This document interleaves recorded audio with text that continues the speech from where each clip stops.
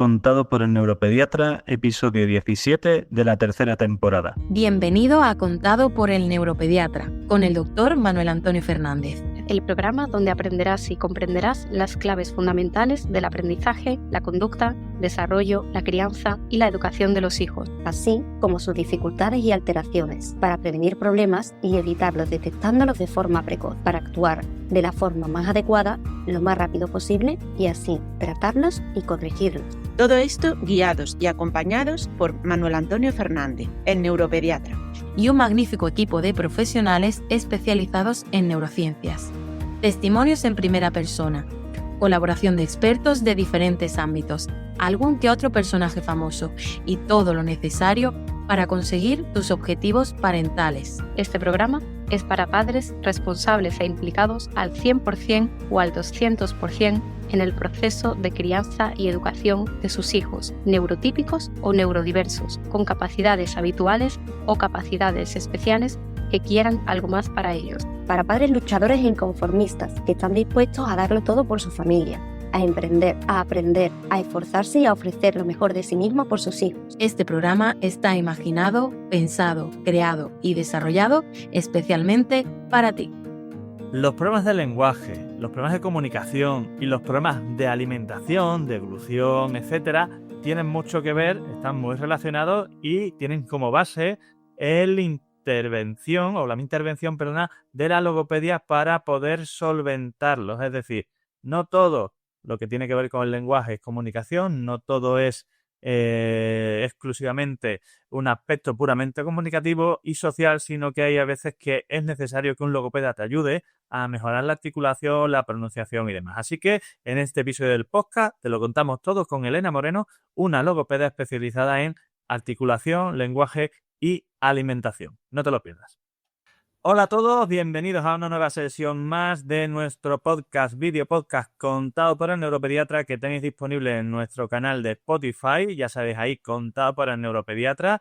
Tenemos ya esta tercera temporada y también en nuestro canal de YouTube, donde ya hemos superado los 174.000 suscriptores, podréis escuchar y por supuesto también ver todas estas entrevistas, así que no os las perdáis porque creo que son fundamentales en el podcast, darle a descargar, avisar, etcétera, y en el canal de YouTube, suscribiros, dar a la campanita para los avisos y no os perdáis absolutamente nada.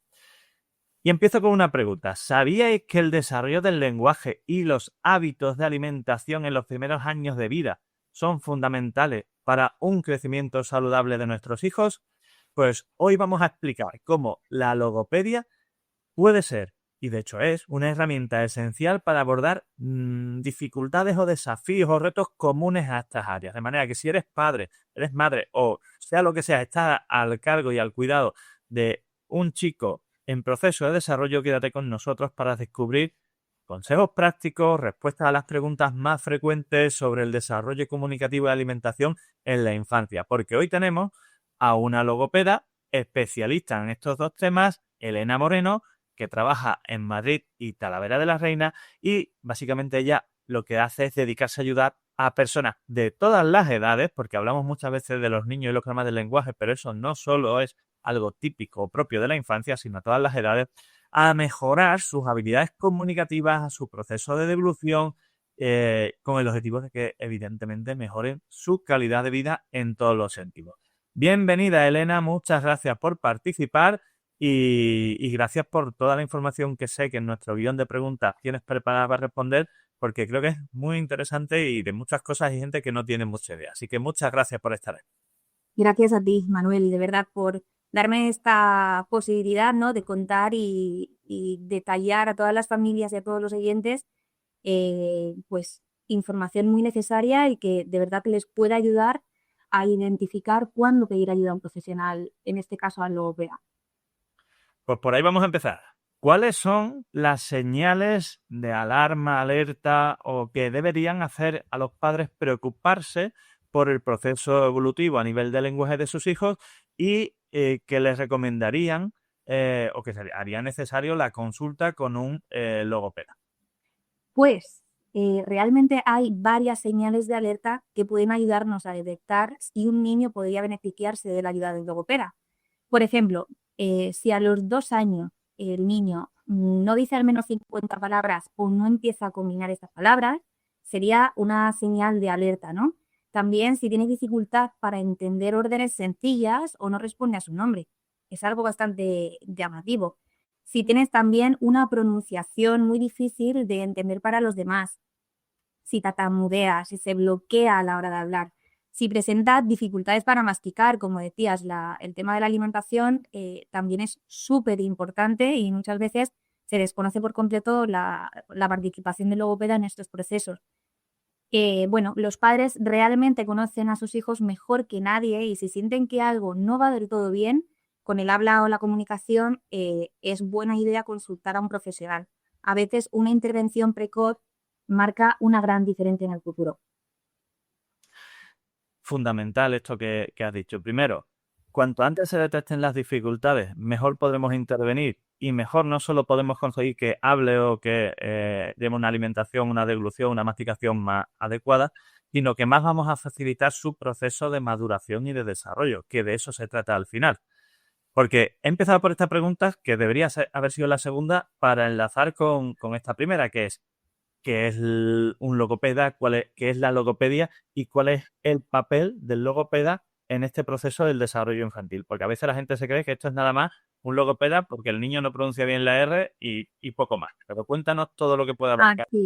Así es, Manuel, de verdad. Pues mira, la logopedia es una disciplina sanitaria que también hay mucho desconocimiento con ello. Se piensa pues realmente que somos una figura educativa, pero no es así, es una figura sanitaria que se encarga de prevenir, de evaluar, de diagnosticar y de tratar las dificultades, los trastornos con la comunicación humana.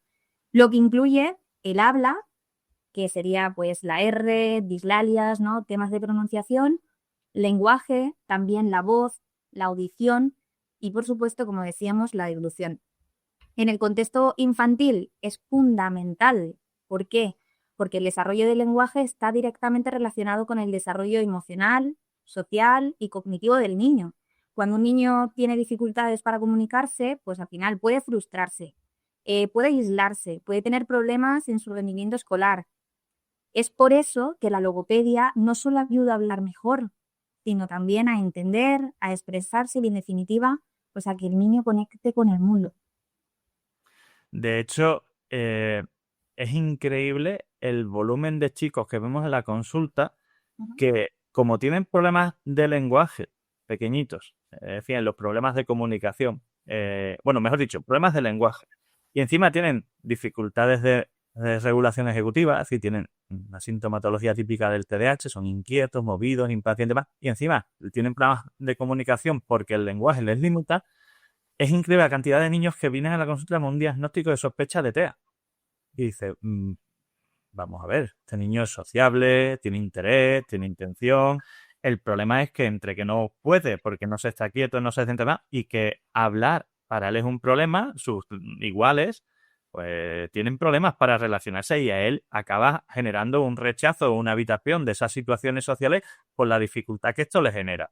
Con los brutos tiene una comunicación mucho más fluida, con los más pequeñitos también, pero con sus iguales, que son los más exigentes, no. Y esto lo quiero dejar ahí bien remarcado porque de hace unos años ahora parece que todo el que tiene problemas de lenguaje y alguna dificultad de relación ya es autista. Estoy totalmente de acuerdo.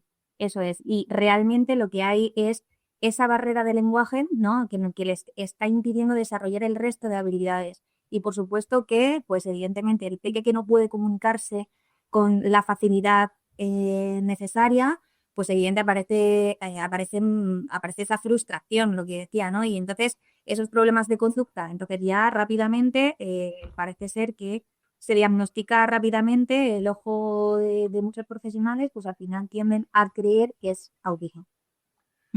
Y el problema de eso, y perdóname que profundice un poco, es que cuando alguien hace una valoración de sospecha de TEA, ya enseguida se asume que el lenguaje es secundario y que es un TEA no verbal, tal, y entonces ya como que nadie se preocupa de hablar. O sea, de que el niño hable o potencie su desarrollo del lenguaje. Y empezamos que si pictogramas, que si no sé qué. Bueno, si el niño no tiene problemas de comprensión de esto, si el niño no tiene problemas para expresarse, el niño tiene problemas para articular la palabra, que es otra historia, ¿no? Así es. Entonces, Ante esto, que ya has comentado algunos detalles, pero ¿cuáles serían los hitos claves del desarrollo del lenguaje durante estos primeros 3 años de vida, que es fundamental? Porque en la inmensa mayoría de los niños, bueno, la inmensa mayoría no, pero muchos niños no están escolarizados, no van a guardería, con lo que hay poca facilidad en los padres por ver las diferencias con otros y demás. ¿Cuáles son esos hitos fundamentales de los primeros 3 años? Y en base a ello, ¿a qué edad sería recomendada una valoración logopédica por parte de un niño con algún tipo de dificultad? Ujú. Pues mira, realmente estos hitos organizados en esos 3 primeros años de vida, ¿no? Sabemos que en el primer año de vida la manera que tiene el niño de comunicarse es a través del llanto, de balbuceo, de las miradas y responde a sonidos.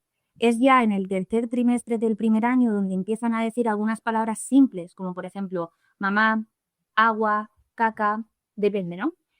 A partir del año comienza a usar más palabras, ya imita sonidos, entiende órdenes sencillas. Hacia los 18 meses, hacia el año y medio aproximadamente, ya puede tener un vocabulario entre 10 y 50 palabras. Y cerca de los 2 años, pues puede formar frases de 2 palabras. Puede combinar, por ejemplo, dame pelota, quiero galleta, ¿no? Y ya a partir de los 3 años, el vocabulario crece rápidamente, los logopedas llamamos explosión de léxico, ¿no? El peque ya puede alcanzar hasta las 500 palabras o más y ya empieza a usar frases más largas, a formular preguntas, a hablarte de lo que ha vivido. Es importante también destacar que cada niño tiene su propio ritmo, que no hay que agobiarse, ¿vale? Es decir, hay que estar siempre con el ojo visor, como papá o como mamá, pedir ayuda si uno de estos hitos que acabo de contar se retrasa mucho. Es importante, evidentemente, acudir siempre al especialista. En cuanto a la edad de comienzo de estas terapias, no hay una edad única donde haya que acudir al profesional. Realmente depende del motivo de consulta. Depende, si estamos hablando de alimentación, nos encontramos con bebés que ya acuden al logopeda precisamente pues porque han nacido con un frenillo corto, tienen problemas en la musculatura orofacial.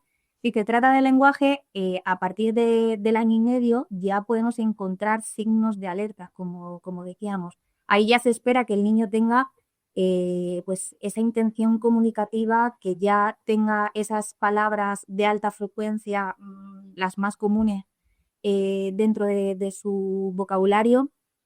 Pero vamos, que en cualquier caso, cuanto antes se interviene, mejores son los resultados, porque al final el cerebro infantil, cuanto más pequeño es, más plástico es, ¿no? Más capacidad de aprendizaje tiene. Y por supuesto está en pleno desarrollo. Porque esta parte de lo que es la masticación, la deglución y demás, creo que es importante y muchos padres lo tienen como un aspecto secundario y a lo mejor les preocupa más que el niño sea más sensible a las texturas y demás. Hablando un poco más no de los niños con algún problema específico de esto, sino de niños con trastornos del desarrollo, tipo síndrome de Down, autismo y demás, muchos de estos chicos, los que la masticación les cuesta porque tienen una hipotonía, como decías tú, de los músculos faciales, lengua y demás.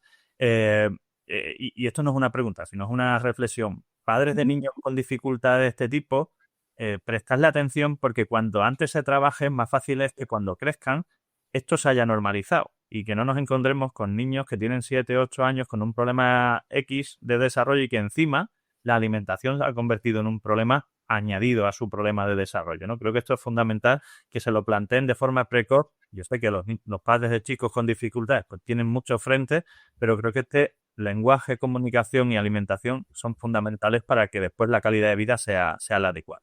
Al final, por ejemplo, como decías, ¿no? El tema de la musculatura orofacial en síndrome de Down. Además, también sabemos que su lengua es más grande. Al final existen anomalías orofaciales que están implicadas tanto en el habla como en la masticación. Por eso es necesaria la intervención precoz, sin lugar a dudas. Y te iba a decir, después de esto, hay otro melón que me gusta abrir, en el que hay un enorme problema de comprensión por parte no solo de los padres, sino también de los profesionales, a la hora de diferenciar entre un retraso del lenguaje, un trastorno del lenguaje o un trastorno específico del lenguaje, ¿no? Porque Claro, aquí se habla de TEL desde mi punto de vista con una enorme facilidad, diciendo lo que es un TEL. Un TEL es algo más que tener mala pronunciación, ¿vale? El TEL incluye los aspectos de comprensión, de expresión, la parte comunicativa, en fin, unos aspectos mucho más complejos. De hecho, lo que son TEL de libro, o sea, como podemos definirlo como tal, yo tengo muy poquitos pacientes en la consulta, ¿no? De hecho, hace ya tiempo hicimos una entrevista a la madre de lo diré, presidenta de Atelma, y salía su hijo en la entrevista, que me parece que tiene 20 y algo años, que la preparamos de forma muy concienzuda para que él tuviera capacidad de comprensión, o sea, supiera lo que íbamos a preguntar y demás. Y casos como esos realmente no hay tantos. Pero, ¿cómo podemos explicarle a los padres y por ende a muchos profesionales que lo definen de forma incorrecta, cómo diferenciar claramente un retraso del lenguaje de un trastorno específico del lenguaje o de un trastorno del lenguaje en general, ¿no? Para hacer estas tres diferencias. Pues, Manuel, la verdad es que es una pregunta muy común y a la vez muy importante. Un retraso en el habla puede deberse a múltiples factores, como por ejemplo el niño que está expuesto en el hogar a una situación de bilingüismo, una escasez en la estimulación por cualquier factor o existe un retraso madurativo. Y muchas veces el niño con poco apoyo puede llegar a alcanzar lo que es el rendimiento esperado para su edad. En cambio, en un trastorno específico del lenguaje, las dificultades son más profundas, como bien decía. No es algo superficial donde trabajando el tema de la articulación es suficiente. Son dificultades más profundas, como bien decía, y persistentes, es decir, persisten en el tiempo, sin que haya otras causas aparentes, como antes decíamos. Es decir, el niño tiene estas dificultades, pero no hay una pérdida auditiva, por ejemplo, de origen, no hay una discapacidad intelectual de origen. ¿Qué señales de alerta podemos identificar en estos casos? Pues, por ejemplo, dificultades tanto para hablar como para comprender.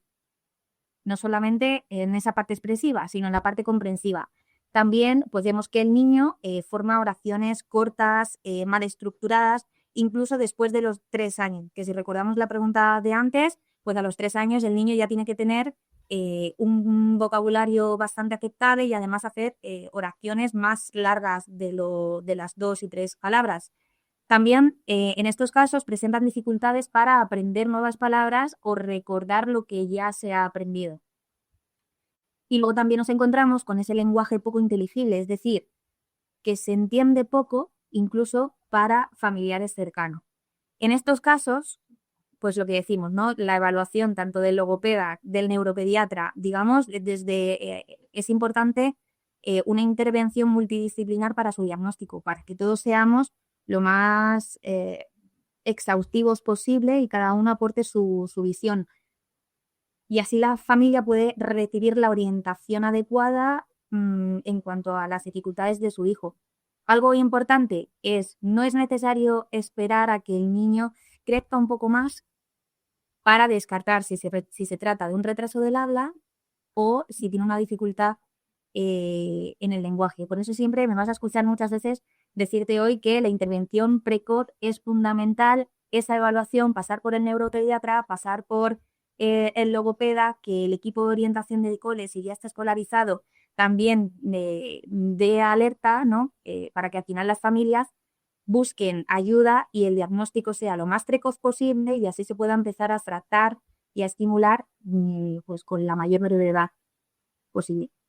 Correcto, porque hay veces que nos llega a la consulta alguna familia y dice, no, me han dicho tiene un retraso del lenguaje. Y dice, bueno, si el niño con 2 años y medio está diciendo frases.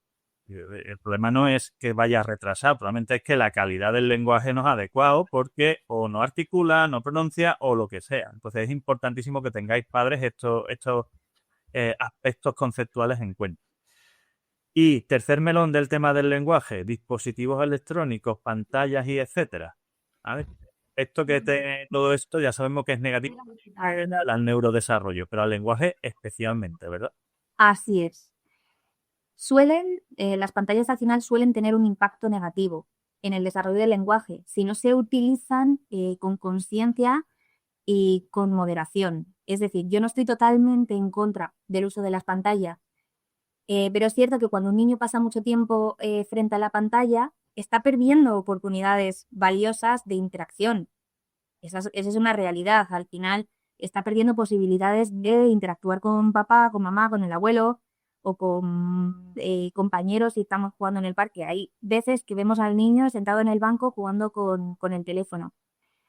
Ver vídeos pasivamente, pues al final no enseña a conversar, no enseña a esperar turnos, no enseña a leer los gestos faciales. Al final la comunicación no verbal también es importantísima. Además, si el contenido del vídeo no es adecuado para su edad, pues en este caso puede generar confusión, a veces una sobreestimulación. Pero bueno, he de decir, como acabo de mencionar, que tampoco hay que demonizar las pantallas, pero sí establecer unos límites claves, ¿no? Se recomienda evitar el uso de pantallas antes de los 2 años, por ejemplo. Y a partir de ahí, pues priorizar siempre el uso compartido y limitado, ¿no? Acompañamos al niño a ver vídeos, podemos parar el vídeo para, por ejemplo, describir qué es lo que estamos viendo, decir los colores, nombrar los animales. Es decir, la tablet puede ser una buena herramienta si es bien utilizada. El objetivo es ese, ¿no? Es crear situaciones de interacción verbal. Si es a través de la pantalla porque el niño tiene un interés tremendo, pues bueno, pues puede ser una buena herramienta. Pero no dejar al peque con el teléfono que pase el tiempo, porque al final, pues no es la mejor situación para fomentar ese aprendizaje comunicativo.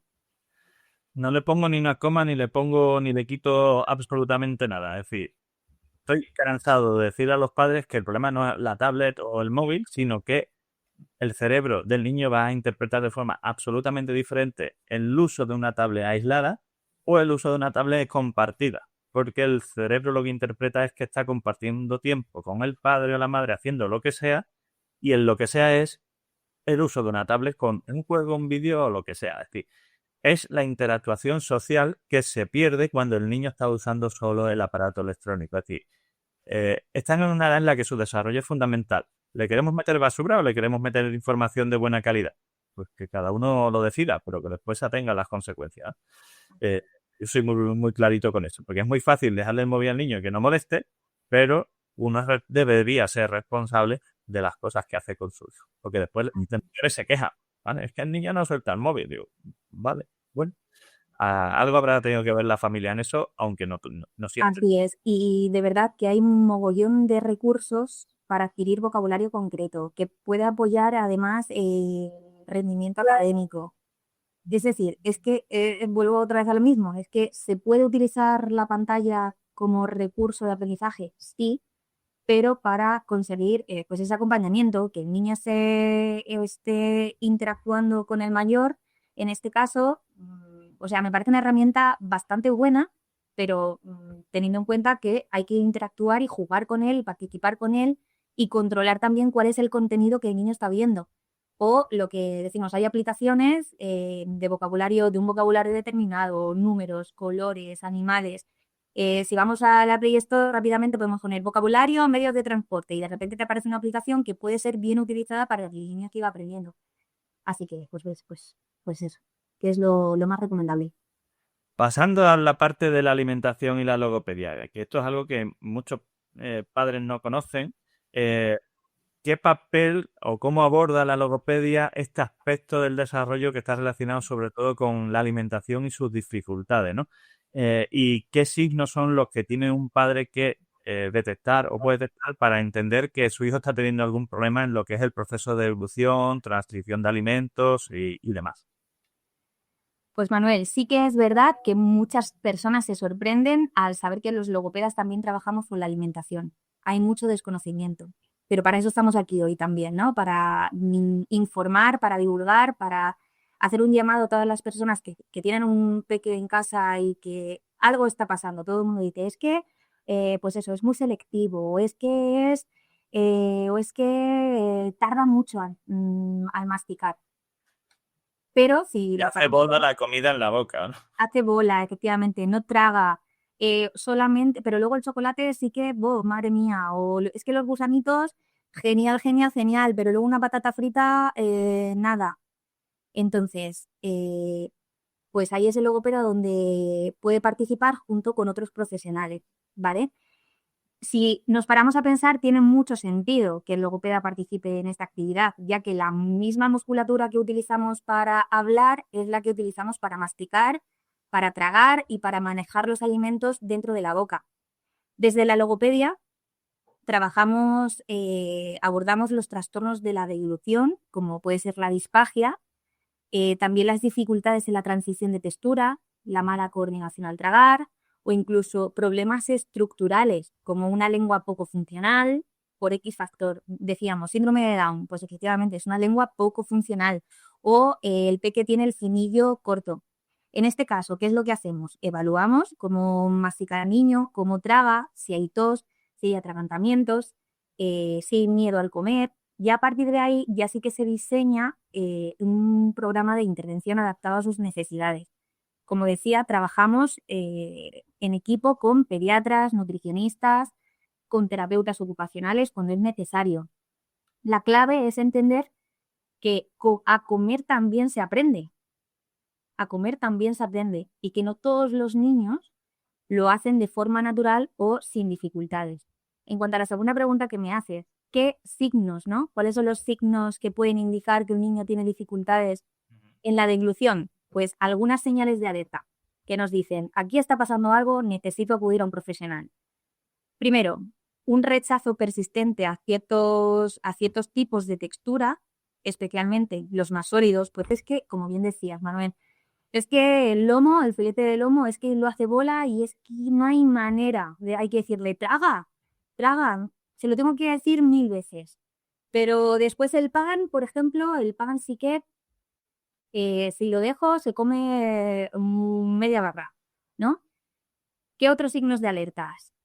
Tos, arcadas, atragantamientos frecuentes al comer o al beber, babeo excesivo a partir de los 2 años, mucho tiempo para comer o para masticar, guarda la comida en la boca, como decías, ¿no? Tiene ahí el bolo y no hay manera de que lo trague. En algunos casos aparece la pérdida de peso, un crecimiento lento.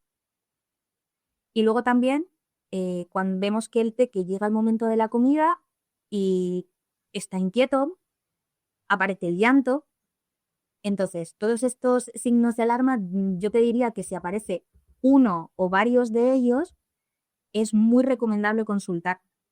Es imprescindible. En muchos casos, como siempre decimos, la intervención precoz evita problemas mayores a nivel nutricional, social también, porque al final hay peques que los cumpleaños lo pasan realmente mal.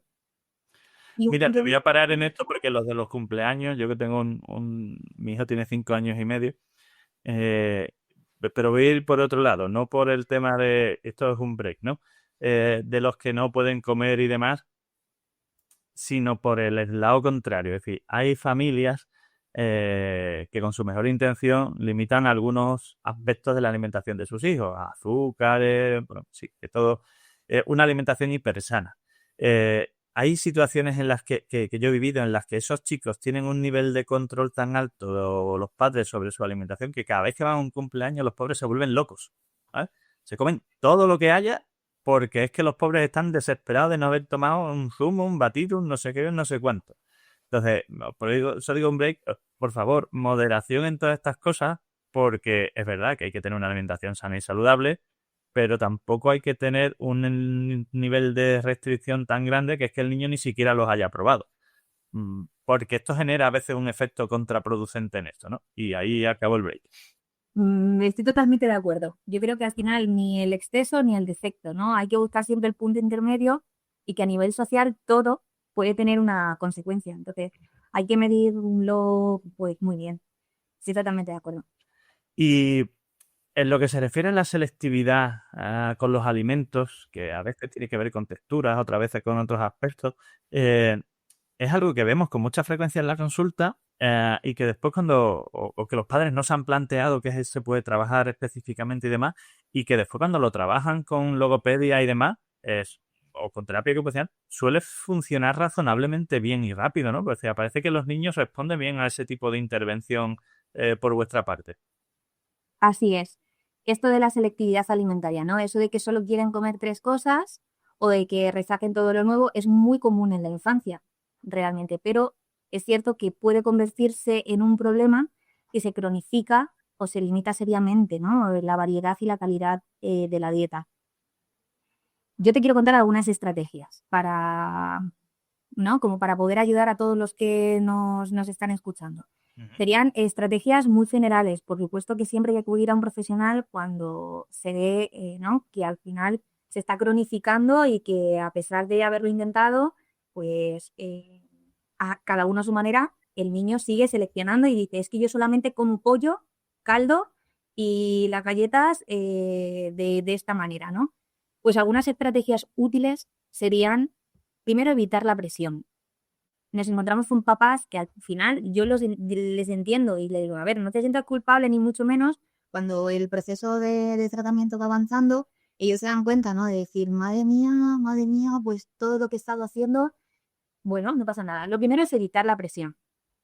No obligar, no chantajear, porque puede aumentar el rechazo. Lo ideal es mantener un ambiente relajado en la mesa. Hay que preparar el entorno. No podemos llegar a la mesa acelerados, cabreados, además llegamos del cole, que hemos pasado un atasco, venga, nos sentamos, tenemos un rato para comer porque luego hay que ir a extraescolares. Entonces, si estamos intentando que el niño pueda probar más alimentos, hay que controlar muchos factores. Luego también otra de las estrategias es la presentación repetida de un alimento. A veces un niño necesita ver un alimento hasta más de 10 veces antes de animarse a probarlo.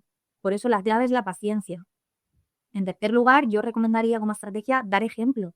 Si los adultos comen variado y con gusto, pues al final los niños tienden también a imitar. Y aquí uno un poco con lo que has dicho antes de la selectividad, ¿no? Si ya los padres están limitando el azúcar, están limitando hidratos, pues es que al final le estamos enseñándole al niño que hay que limitar. Muchas veces es que todo hay que cogerlo un poco con pinza. ¿Qué otra estrategia se puede llevar a cabo para conseguir que el niño incluya en su dieta nuevos alimentos? Implica al niño a la hora de hacer la comida, por ejemplo. Pues, llevarlo al mercado, cocinar juntos, déjale servir su plato. Esta situación le da más control realmente y entonces puedes aumentar el interés por nuevos alimentos. Y luego lo que más puede funcionar una vez que ya estamos en tratamiento es jugar con la comida literalmente. Jugamos con la comida literalmente, porque de esta manera explora texturas, colores, con las manos, sin exigencia. Puede ayudar en este caso a superar esos miedos sensoriales. Y bueno, es cierto que cada caso al final es único. Cuando la selectividad alimentaria interfiere con la salud o con la vida familiar, como decía desde el principio de la pregunta, lo mejor es acudir a un profesional. Los logopedas, los terapeutas ocupacionales especializados en alimentación trabajan tanto el aspecto motor como el aspecto sensorial y también, por supuesto, tienen en cuenta esa parte emocional.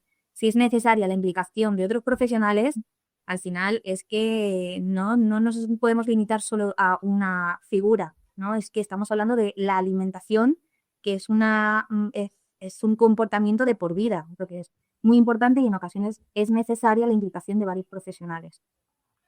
absolutamente de acuerdo, porque una de las cosas más curiosas que en mi día a día veo en casa, no fuera, yo no es el trabajo que hago habitualmente, pero a mi mujer le gustan unas cosas de comer, especialmente de fruta y demás, las más raras que te puedas imaginar, ¿vale? Es decir, yo no sabía hasta hace poco, hasta hace unos meses, bueno, ya hace más tiempo, ¿no? Lo que era una pitaya. Pues, como mi mujer prueba cosas raras, es decir, ella ve una cosa rara y dice, voy a comprarse y los pruebo. No te puedes imaginar lo que mi hijo Mateo ha copiado ese tipo de cosas. Entonces, tú hay veces que estás comiendo una cosa que ni te has planteado dárselo y levanta la cabeza así y mira y dice, ¿eso qué es? Claro. Y, Ahí vos no te lo ejemplo, ¿no? ¿Quieres probarlo? A veces te dice que sí, o si le gusta, a veces dice, no, bueno, pues no lo pruebes. Pero es verdad que si tú lo expones a las cosas en diferentes situaciones, es decir, diferentes ambientes, en el supermercado, en casa, en no sé qué, y encima él está acostumbrado a usarlo o a manejarlo, lo que resulta conocido, familiar, es mucho más fácil de aceptar. y los niños aprenden eso y cuanto más aprendes es del entorno. Por eso hay niños que uy, en casa no come esto y en la escuela sí. Pues mi hijo en casa no come lechuga, pero en el cole se la come. Pues vale, ya la irá comiendo en casa también. Evidentemente hay situaciones en las que eso es un problema y hay que trabajarlo con mucha intervención y apoyo terapéutico, ¿no? Pero es importante que seamos conscientes del papel que tenemos, porque nuestros hijos no tienen otra cosa en la vida que hacer que mirarnos. Y aprenden mucho más mirando que otra cosa. Así que es importante ese rol de la familia, que precisamente es lo que yo quiero abordar ahora, aunque ya hemos nombrado algunas de las cosas, ¿no? Cuando trabajamos con los niños, evidentemente el papel de la familia en ese proceso es fundamental. ¿Cómo influye o cómo tú ves desde tu papel de terapeuta la diferente evolución de los niños en función del nivel de implicación de los padres en el trabajo que se está haciendo? Porque seguro que ves quien colabora mucho, quien colabora poco o quien no colabora nada y piensa que llevar al niño allí ya te arregla el problema. Así es, lo acabas de definir perfectamente. Ahora soy yo la que no te pone ni una coma delante ni una coma detrás. Pues imagínate, ¿no? La implicación familiar, sin duda, es uno de los factores determinantes en el proceso, en el éxito de la intervención logopédica. El logopeda ve generalmente 1-2 veces al niño por semana, pero es la familia la que está cada día con él. Entonces, cuando los padres entienden el objetivo de la terapia y refuerzan en casa lo que se trabaja en consulta, pues los avances son mucho más rápidos y estables. Es evidente. Además, los padres a nosotros nos pueden aportar mucha información sobre el entorno del niño, su estilo de comunicación, sus intereses. Y todo esto nos ayuda al final a personalizar la intervención. Por eso es cierto que yo en mis sesiones intento que los padres se sientan parte del proceso, que no sean solo observadores. Esto no es un trabajo del logopeda con el niño, sino del logopeda junto a la familia e incluyo también al resto de profesionales. Por eso la comunicación entre nosotros es tan fundamental. Si el niño está escolarizado, pues al final es genial que su maestra sepa qué es lo que se está trabajando, cómo se está trabajando, si hay avances y al contrario, ¿no? Que me informe de pues nuevas necesidades en clase, cómo vamos a nivel social. Es que toda la información y toda la implicación de todos los que rodeamos al niño, del contexto, es que es fundamental. No hacemos magia porque necesitamos el apoyo de todo el entorno realmente. Mira, ¿cómo me resumirías en pocas frases? Es 2 cosas concretas. Es qué hacer y qué no hacer para potenciar el desarrollo del lenguaje en casa. Pues mira, en 2 frases, vale, lo voy a hacer de manera breve. Yo te diría que no es necesario un material concreto, sino cómo se abarca cada situación o cada posibilidad de interacción con el niño. Es decir, no hace falta, muchas familias me dicen, ¿qué compro? ¿Este juego me lo compro? ¿Me lo llevo a casa? O no, es que no es necesario. Es que la pelota azul que le han regalado para el cumpleaños ya puede ser una situación de aprendizaje y de interacción que le puede enseñar tanto como el material más costoso o más elaborado. Eso, la primera idea es esa. No hay un material concreto, sino unas estrategias adecuadas ante cualquier situación comunicativa. Y luego algo que también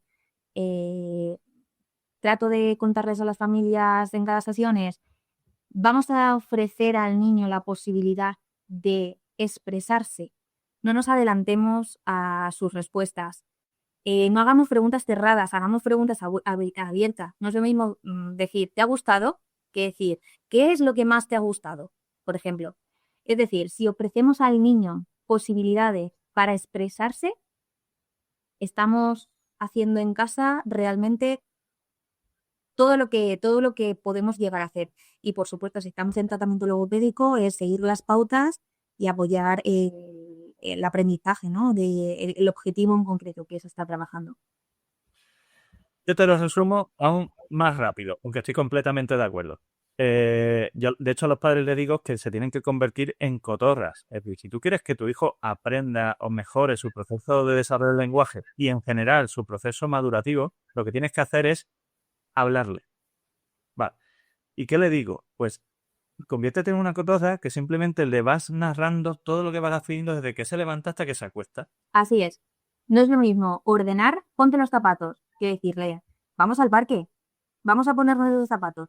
Ponte los zapatos que después vamos a salir, vístete, o cuando son más pequeños, te voy a poner la ropa, te voy a poner el pantalón por la pierna derecha y ahora la pierna izquierda y ahora el no sé qué y ahora el no sé cuánto.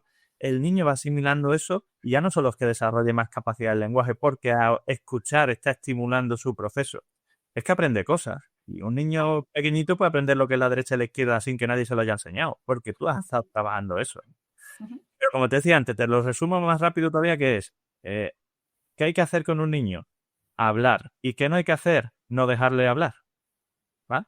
Y hay que hablarle mucho y dejarle responder. Y hay una cosa que veo mucho en la consulta, que es que cuando le pregunto algo al niño, se queda así mirando a veces, ¿no? Y empiezan los padres a hacerle las preguntas de otra forma, otro no sé qué, otro no sé cuánto. Y digo, no, espera, dejarle contestar. O sea, si probablemente no es que no me haya entendido, es que esté pensando qué me va a decir, ¿sabes?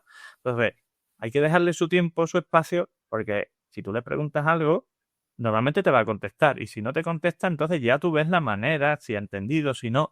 Pero es verdad que los padres tienden a anticiparse como asumiendo que no lo ha entendido y que no sabe cómo. Bueno, Otra de las pautas,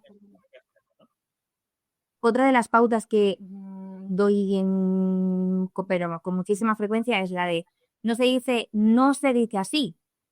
Es decir, si estamos trabajando articulación, por ejemplo, no puedo estar corrigiendo constantemente o ridiculizando esos errores y diciéndole, no se dice así, repite conmigo, se dice así, ¿no? Al contrario, yo le doy el feedback adecuado de la palabra al niño, que el niño la capte, la escuche y si a él le apetece repetir, pues que la repita bien articulada si el niño lo prefiere. Entonces, me sumo a lo que acabas de decir. Hay que darle la posibilidad de que el niño cuente, de que el niño termine sus frases, porque a mí también me pasa lo mismo y tengo la misma sensación. Le hago la pregunta al niño, ¿no? Y la mamá, cuéntale que hemos estado en la granja y que... Espera, quiero que él me diga, aunque solo sea granja. Claro, y Hay quiero una que forma, y haga el proceso cognitivo de, ya después responderá mejor, peor o lo que sea. Perfecto. Y digo yo, a nivel de prevención, detección y demás que hemos dicho, aquí no te voy a preguntar, porque ya has contestado todo esto, ¿no? De aspectos fundamentales, por qué es importante empezar temprano, cómo es la colaboración. Cómo no agobiarse demasiado, ¿no? Los padres primerizos, los padres que tienen hijos y hoy en día las familias grandes no son muy frecuentes o hay poca comunicación social, no saben o no tienen claro si el proceso de su hijo es normal o no.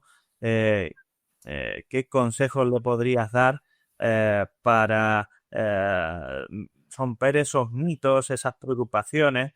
Por un lado, de no caer en déjalo que ya hablará, pero por otro lado, que no te digan con 9 meses es que no dice pa y ma, ¿no? Yo, bueno, lo primero que les diría es que es normal tener dudas y especialmente con el primer hijo. Mi consejo principal es siempre observar, pero sin obsesionarse y disfrutar del proceso.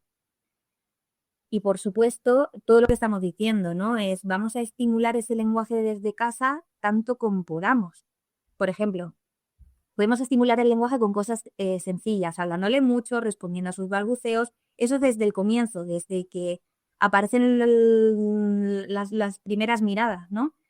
Podemos leerle cuentos, aunque él no entienda palabras todavía, es decir, podemos utilizar estrategias para comentar ese lenguaje y de esta manera conseguiremos que el niño evolucione y por el contrario, si no es así, ya sabemos que tenemos que acudir al profesional.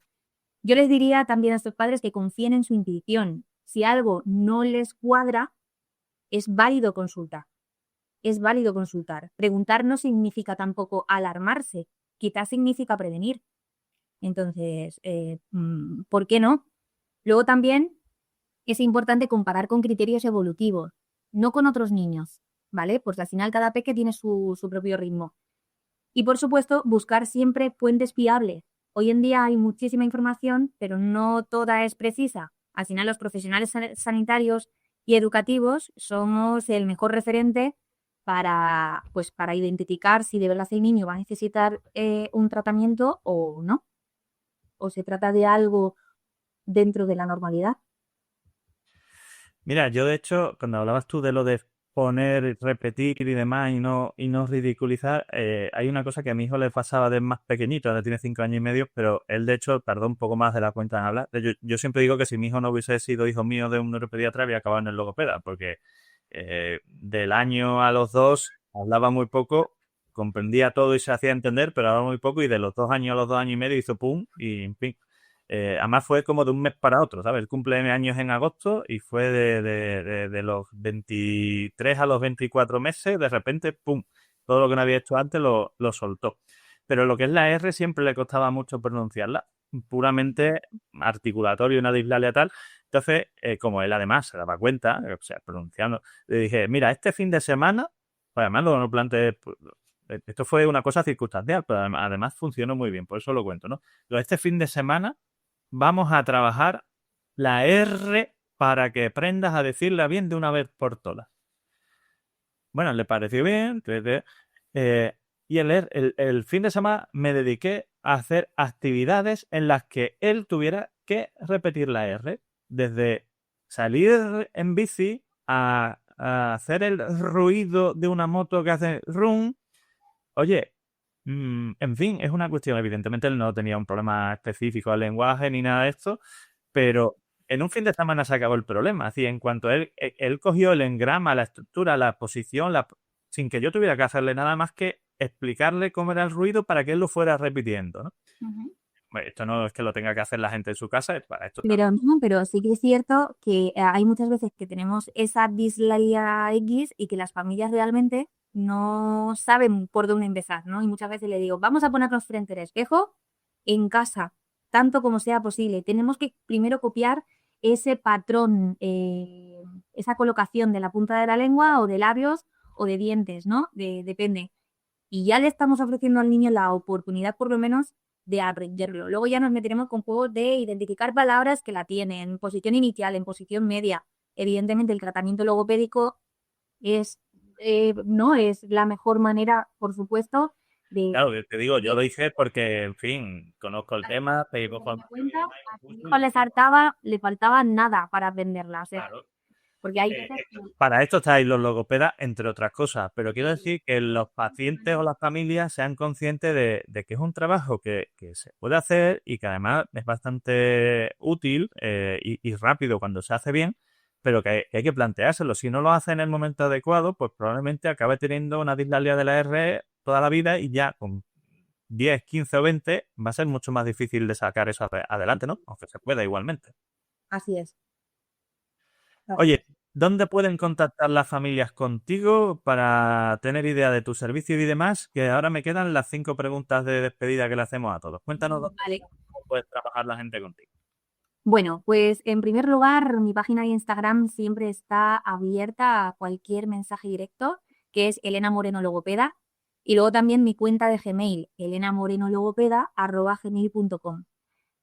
También en la página de Instagram aparece mi teléfono móvil. De verdad, siempre les digo a las familias, llamadme, no pasa nada. Podemos hacer una consulta telefónica, identificamos si mi ayuda es necesaria o por el contrario, podéis hacer llevar a cabo unas pautas en casa, algunas estrategias, o os tengo que derivar a otro profesional porque no es el logopeda el encargado de ayudaros en este caso. Por lo tanto, cuenta, correo electrónico y mensaje directo es la opción más rápida y también por llamada, como comentaba. Pero tú estás en Madrid, en Talavera, ¿se trabaja solo presencial? ¿Haces cosas online? ¿Cómo funciona? De ambas opciones, ¿vale? Tengo pacientes online, además que están fuera también de la comunidad de Madrid. Digo esto porque yo soy consciente que el trabajo logopédico online funciona, pero hay gente que no piensa a lo mejor piensa a lo mejor no. Hay gente que seguro que piensa que eso no va a funcionar o que no se puede hacer, pero es posible. Manuel, seguro que estás de acuerdo que a raíz de la pandemia todos los profesionales descubrimos una nueva era, una nueva herramienta. Soy muy crítica en estos casos, es decir, si el niño no se va a ver beneficiado de la terapia a través de videollamada, no sé, es un paciente para derivar a un logopeda presencial en su ciudad o en su pueblo, ¿no? Pero hay ciertas edades y ciertos... Es que depende realmente del motivo de consulta y de la edad, ¿no? Porque valoramos la capacidad atencional del niño y sobre todo cuáles son los objetivos a trabajar. Por lo tanto, si alguien está dudando entre presencial o online y quiere llamarme o escribirme y hacer esa consulta, bienvenida, por supuesto, bienvenida es la honestidad ante todo. Siempre soy muy crítica, ¿no? Como te digo, lo importante es buscar la calidad del servicio y siempre priorizar al paciente. Entonces, se puede siempre hablar. Perfecto. Terminemos con 5 preguntas personales. ¿Café o té? Café. Café. No, trópicos ahí al poder. ¿Mar o montaña? Mar, sin lugar a dudas. Estoy ya deseosa. Esta Semana Santa no he podido ir al mar, pero estoy deseando que llegue el verano. ¿A dónde vas? Pues este verano va a ser un poco especial porque, Manuel, doy a luz a finales de junio. Ostras. Bueno. Entonces, muchísimas gracias. Así que creo que iré pues donde llevo yendo 20 y algo de años con mi familia, por eso, porque no se ha buscado un nuevo destino, porque no se sabe qué va a deparar el verano, ¿no? Pero suelo ir a La Mata, Alicante. Muy bien, perfecto. ¿Lectura o deporte? Lectura, siempre. ¿Comida favorita? ¡Ostras! Pues ¿Te clotas. gustan las ostras? También, también. Pero yo te diría que arroz en cualquiera de una buena paella, un arroz negro, un arroz caldoso, en cualquiera de sus formas. Vale. ¿Anécdota más divertida en familia? Pues va a ser curioso, pero en mi familia jamás se esperaba que yo fuera logopeda porque de pequeña tenía una lengua de trapo muy grande, una lengua de trapo muy grande. De hecho, mi familia me decía, Elena, repite periódico, repite filósofo. Y entonces a día de hoy mi padre me sigue diciendo, mi madre, ¿no? Me siguen diciendo, ¿cómo es posible? ¿Quién me lo iba a decir a mí? Digo, ¿quién os lo iba a decir a vosotros? Así que cuando tengo un peque en consulta que me dice perióquilo, me parto de la risa. Me dan ganas hasta de llevármelo a casa para que mis padres lo escuchen. De hecho, mi hijo que ahora tiene 5 años y medio, cuando era pequeñito, claro, decir pingüino, o sea, a él le encantaban los pingüinos de Madagascar, ¿vale? Y la primera mitad de la película me la aprendí de memoria, o sea, las conversaciones, los diálogos me los sabía de memoria. Y no era capaz de decir pingüino, decía penguingo. Y a fecha de hoy, cuando se lo recordamos, se muere de la risa, decía, papá, pero yo no decía pingüino, yo decía penguingo. Entonces, esas maneras de inventarse palabras cuando no son capaces. De hecho, a raíz de eso decía, mi hijo empezó a hablar tarde. O sea, yo entendía alguna palabra de mi hijo. Una de las primeras palabras que dijo, ¿cómo es ella? Perdona. Bueno, era de... Yo no entendía lo que decía, ¿man? Él decía ASCII. Y me miraba así de ASCII. Yo decía, coño estará diciendo, ¿man? Hasta algún día estábamos viendo los pingüinos de Madagascar y en una escena digo, ASCII. Y de repente se me iluminó la bombilla, ¿vale? Al principio de los pingüinos de Madagascar hay una escena en la que están haciendo el café por allí y entonces uno se mete en un cañón y sale disparado y cae encima del otro y entonces el capitán, el jefe, le dice, informe, Kowalski. Kowalski es como se llama uno de los pingüinos de Madagascar. Y después el otro dice, pues, jefe, somos la bomba. Pues lo que decía el niño era Kowalski y desde entonces, cada vez que vemos ese trocito, pues escucha ASCII y decimos lo de Kowalski, somos la bomba.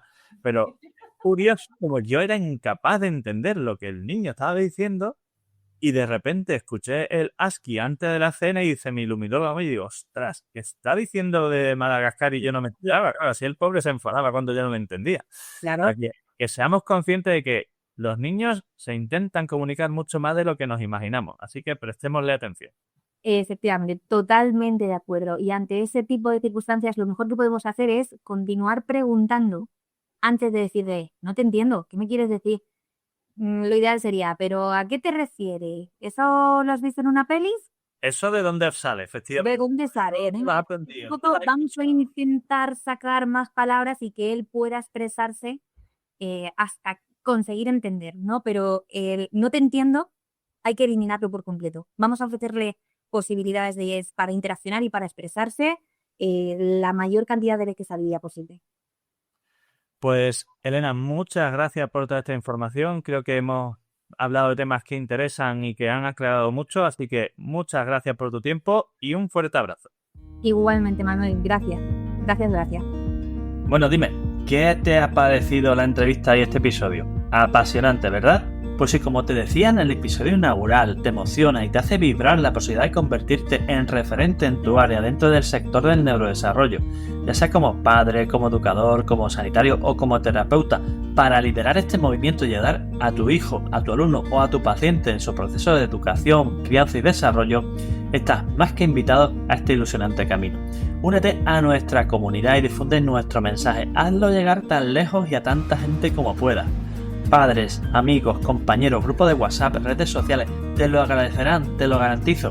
Y si quieres profundizar en alguno de los puntos que tratamos en este podcast o necesitas ayuda para la evaluación, el diagnóstico, la terapia o el tratamiento, ya sea presencial o online, de problemas de aprendizaje, conducta, maduración, desarrollo, relaciones sociales, autoestima, y también para situaciones específicas como el TDAH, la dislexia, las altas capacidades, el retraso madurativo, el autismo, las PES, la epilepsia, la migraña o los trastornos del sueño, ponte ahora mismo en contacto con nosotros en elneuropediatra.es, donde además también encontrarás cientos de artículos de gran claridad, de gran información y de gran relevancia sobre estos temas y, algo aún más importante, guías de orientación para familiares de apoyo en el camino de estos procesos.